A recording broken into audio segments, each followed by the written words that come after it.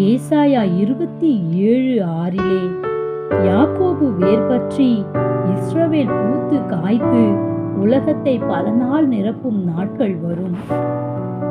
நம் வாழ்வு பூத்து மலர வேண்டும். ஆம், கீழே நாம் வேர் பற்ற வேண்டும்.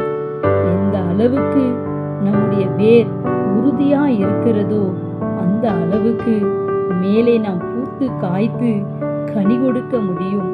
அதுவும் தண்ணீர் அண்டையிலே அந்த வேர் நாட்டப்பட்டதாக இருக்க வேண்டும்.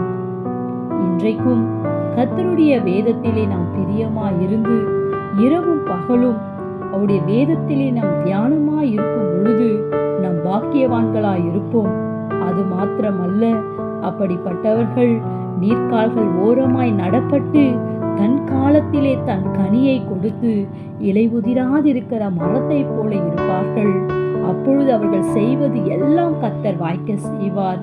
இன்றைக்கும் கர்த்தருக்குள் நாம் வேர் பற்றி மேலே கனி கொடுப்போம். Have a nice day. God bless you.